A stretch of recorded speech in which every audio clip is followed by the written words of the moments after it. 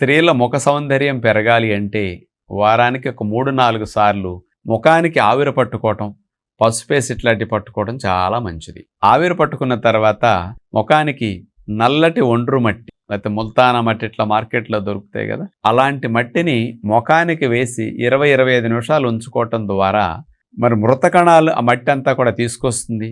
స్కిన్కి బ్లడ్ సప్లైని బాగా పెంచుతుంది. తద్వారా బ్లడ్ ద్వారా విటమిన్స్, మినరల్స్ బాగా రావటం, తిరుగు ప్రయాణాల బ్లడ్ ద్వారా వ్యర్థాలన్నీ బయటికి వెళ్ళిపోయి స్కిన్ టోన్ పెరుగుతుంది, స్కిన్ కండిషన్ అవుతుంది.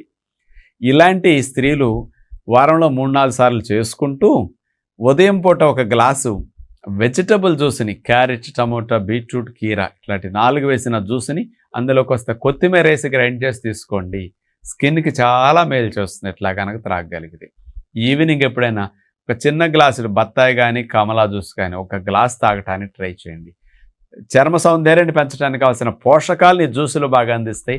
క్లీనింగ్కి, స్కిన్ టోన్ పెంచడానికి, కలర్ని ఇంప్రూవ్ చేయడానికి మడ్ ప్యాక్ బాగా ఉపయోగపడుతుంది.